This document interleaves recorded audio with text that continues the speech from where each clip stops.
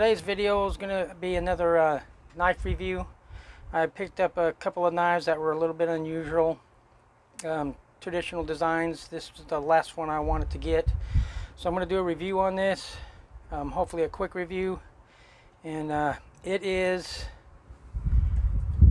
the what is commonly called the Leaping Cat Black Cat k55k knife.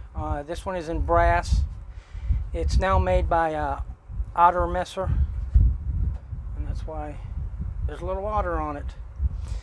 The original design comes in black with a leaping cat and k55k, and there's a big history behind it. These are in the mid 1800s, late 1800s is when this design came out in Germany, and it became real popular. This one is in brass. I got brass. They make it in copper. They make the original in black. They make copper, stainless steel, and brass bodies. And the reason I picked up brass was, one, I always wanted a brass handled knife. And the copper, stainless steel, and brass ones seem to be a little bit more refined. And the blade lock's super tight. Let me show you on that. Nice blade design. Now when you look at this knife, you're going to notice some blemishes. These are my fault. I was sweating when it was in my pocket and I didn't oil it enough and it marked it up. This blemish is, I was doing a test because I'm going to force a patina on this blade, so I'm not worried about how it looks. You'll see marks on this brass. All of those are from me. Keys and other things banging into it. When I got this knife, it was pristine. And I was thinking about, well, do I put it in a sheath? Do I treat it nice and keep it that way? And I thought, well, I'm going to patina the blade. I'm just going to put it in my pocket. I'm going to use it. I bought it to be used and let it build some character and see what happens to it. Now, this knife, like my other two knives, do not have conventional locking mechanisms. This locking mechanism is right here. Spring is in there, and you press it down to unlock it. And yes, you can get a quick stud, and these can be opened one-handed. You can open it one-handed without it, but you got to hold the blade and snap it, which I'm not going to do because I'll mess my camera up. Then it just opens up. Now, and this is common from people doing videos, you think, that's not a very smart place to put the lock. That's where your hand's going to be. Well, I'm reaching around my camera. When you hold it like this, you're actually pushing down on the locking mechanism, so it's not going to go anywhere. When you grab it like this, you can barely feel this part of it. I've used this and there's no danger of this accidentally being pressed.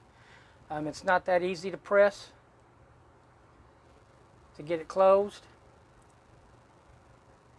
Now, this is not a knife for everybody because it's so thin.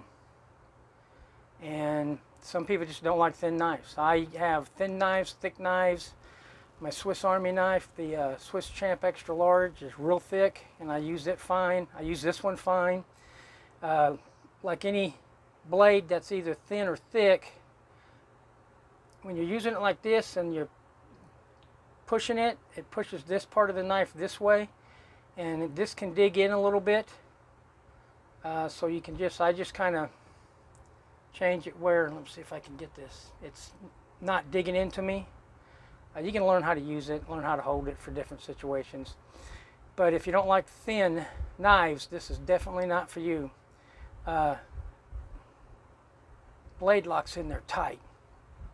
I'm actually thinking about getting one of the traditional black ones.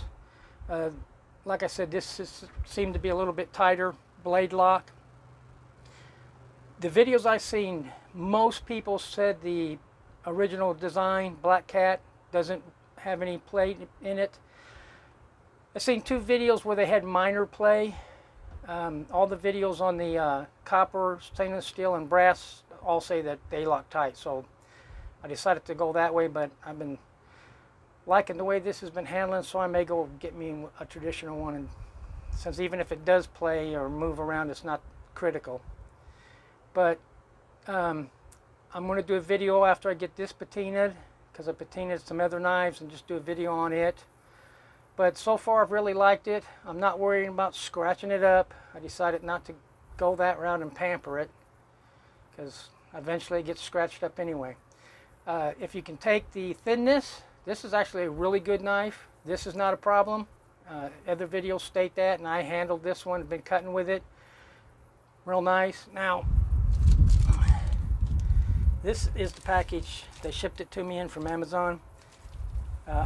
I've got this. I'm going to cut this. I have a swamp cooler in here, and I bring paper into this shop, and it gets saturated because the humidity is so high. It's been high in Texas anyway, and when I pop that swamp cooler on for a little bit, it gets real bad.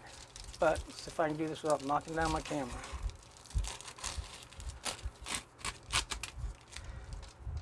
Came real sharp. This is a carbon blade.